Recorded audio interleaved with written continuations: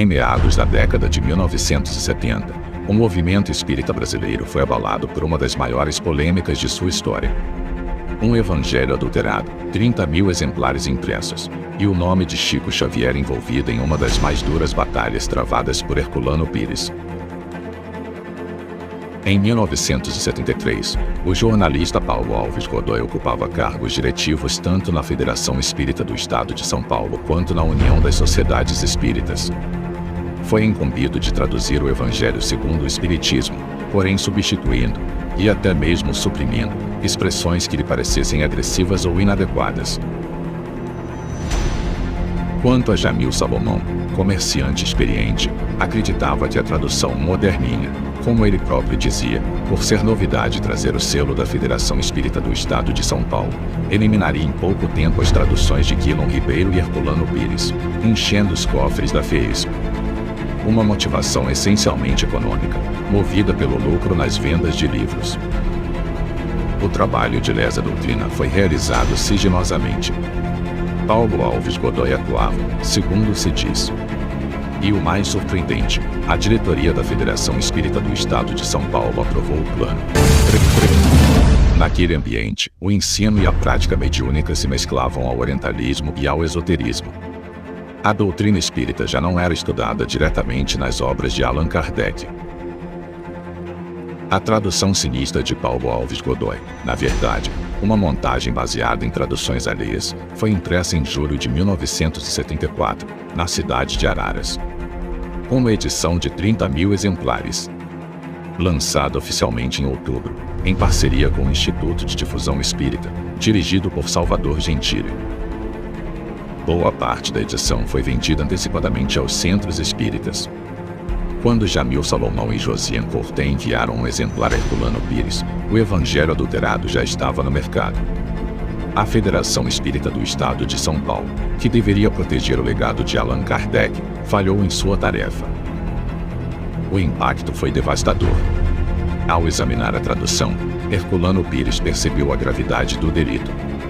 Partiu para a luta, denunciando publicamente o crime contra a doutrina espírita.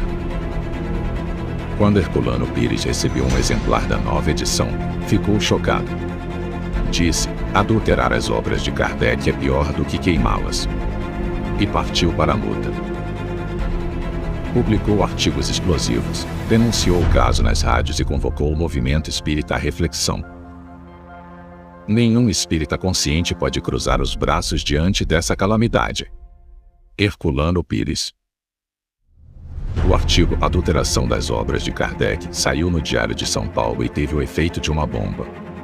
A FEESP tentou se defender dizendo que apenas queria evitar o pagamento de direitos autorais, o que era mentira. Herculano havia cedido tudo gratuitamente. O caso dividiu o movimento espírita. Herculano Pires denunciava nas rádios. A FEESP se justificava com comunicados evasivos. Em pouco tempo, o escândalo virou assunto nacional.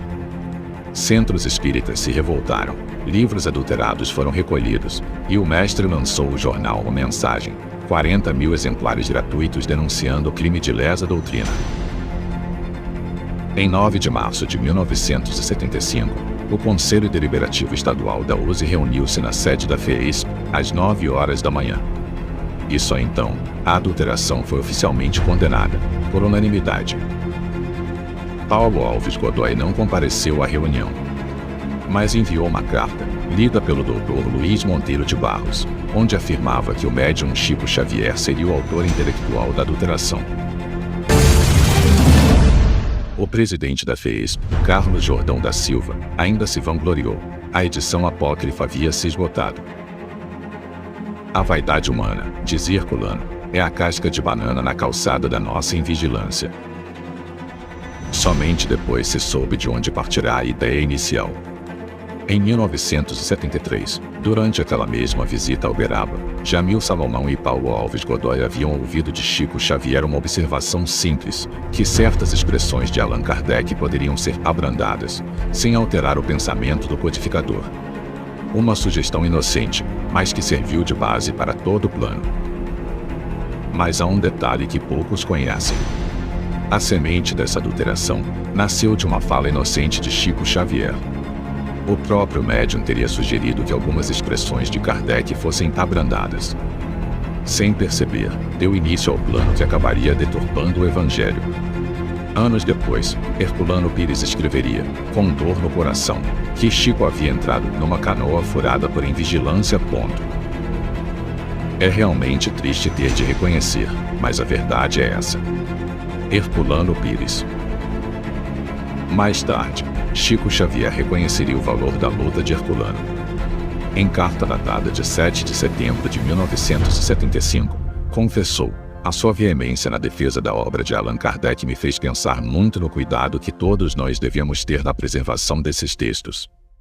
E, ao receber o livro na hora do testemunho, escreveu: este belo livro é o nosso coração unido à obra de Allan Kardec, com respeito e fidelidade ao grande missionário da doutrina espírita.